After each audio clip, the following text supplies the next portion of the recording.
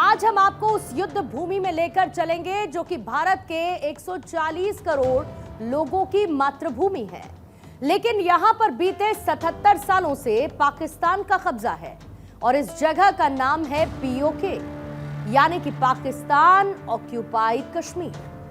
78,000 वर्ग किलोमीटर की जमीन कम नहीं होती है और यह जमीन श्रीलंका जैसे देश से भी काफी बड़ी है। और भारत एक ऐसा देश है जहां पर भूमि को मां का दर्जा दिया जाता है और इसीलिए हम उसे मातृभूमि कहते हैं।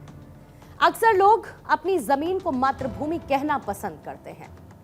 पीओके संयुक्त कश्मीर का वही इलाका है जिस पर पाकिस्तान ने 1947 से कब्जा कर रखा है, यानी कि हमारी मातृभूमि पर हमारे ही एक पड़ोसी देश ने कब्जा कर रखा है। यह ठीक वैसा ही है जैसे आपके घर के एक हिस्से पर आपका कोई नालायक पड़ोसी कब्जा कर ले, तो क्या आप इस कब्जे को आजाद कराने के बारे में नहीं सोचेंगे?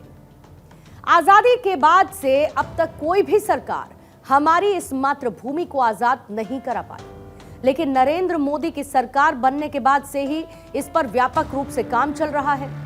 मोदी सरकार स्पष्ट शब्दों में कहती है कि पीओके हमारा है और इशारा भी साफ है कि आज नहीं तो कल पीओके भारत का हिस्सा होगा, लेकिन कब होगा यह बड़ा सवाल है।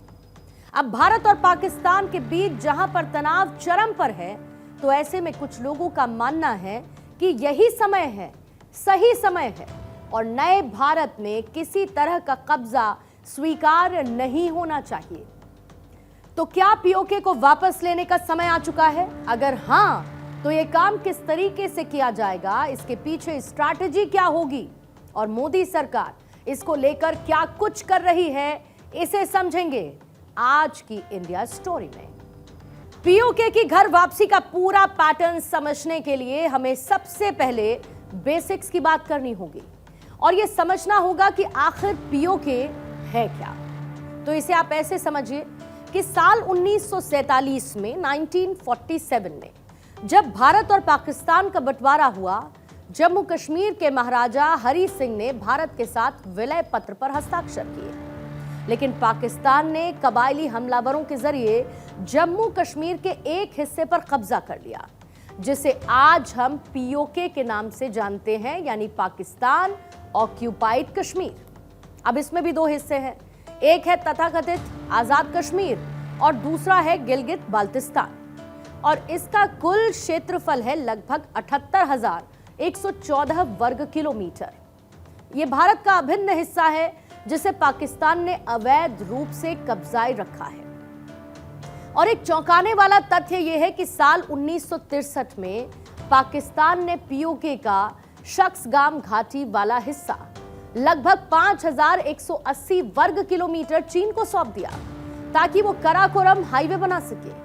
यानी पाकिस्तान ने भारत की जमीन को न सिर्फ कब्जाया बल्कि उसे एक देश को बेच भी दिया है। और इन सब को लेकर भारत का रुख हमेशा से साफ रहा है, पीओके भारत का था, है और रहेगा भी। साल 1994 में भारतीय संसद में सर्वसम्मति से एक प्रस्ताव पारित किया गया कि पाकिस्तान को पीओके खाली करना होगा। रक्षा मंत्री राजनाथ सिंह ने साल 2022 में कहा था कि भारत इस संकल्प को पूरा करने के लिए प्रतिबद्ध है। गृह मंत्री अमित शाह ने भी संसद में दो टूक ये कहा कि पीओके भारत का है और इसे कोई छीन नहीं सकता है। हम अभी भी मानते हैं, कोई जिसको जो बोलना है वो बोले।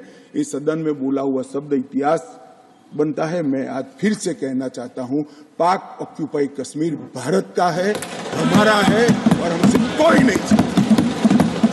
साल 2024 के लोकसभा चुनाव आपको जरूर याद होंगे, जहां पर बीजेपी नेताओं ने बार बार दोहराया था कि अगर सरकार बनी तो 6 महीने में पीओके भारत में होगा।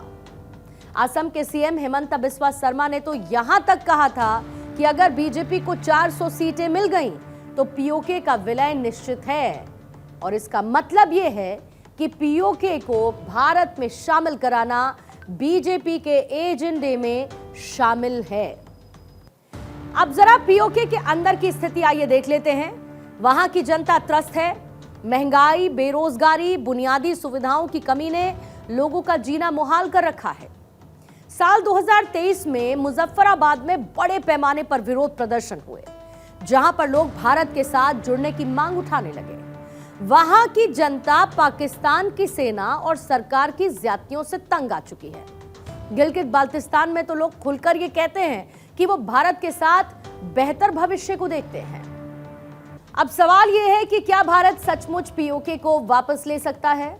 इसे समझने के लिए आपको कुछ आंकड़े देखने चाहिए, जहां पर सबसे पहला पॉइंट है सैन्य ताकत। भारत की सेना दुनिया की चौथी सबसे ताकतवर सेना है। साल 2025 में भारत का रक्षा बजट यानी कि डिफेंस बजट लगभग 72 अरब डॉलर है और दूसरी तरफ पाकिस्तान का रक्षा बजट महज 7 से 8 अरब डॉलर का है।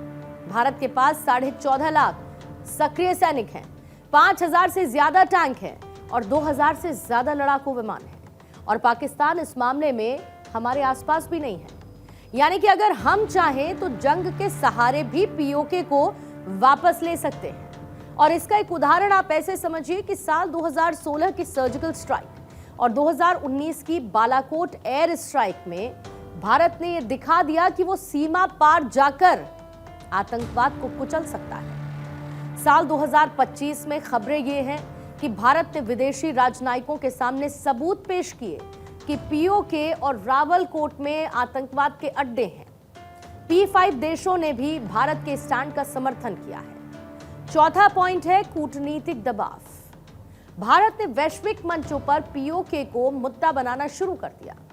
साल 2019 में जब आर्टिकल 370 को एब्रोगेट किया गया, उसके बाद भारत ने यह साफ कर दिया कि जम्मू कश्मीर और लद्दाख उसका अभिन्न हिस्सा है, जिसमें पीओके भी शामिल है।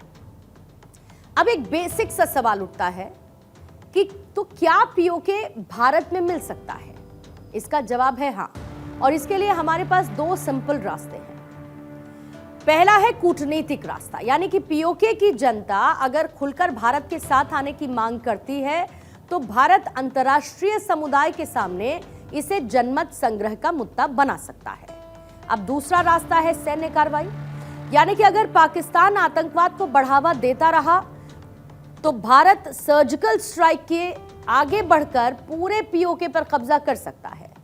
और अब कुछ ऐसी ही खबरें सामने आ रही हैं। प्रधानमंत्री नरेंद्र मोदी ने सेना को फ्री हैंड दे दिया है और ऐसे में अगर जंग हुई तो बहुत मुमकिन है कि इस बार पीओके को भी भारत में ही मिला दिया जाएगा।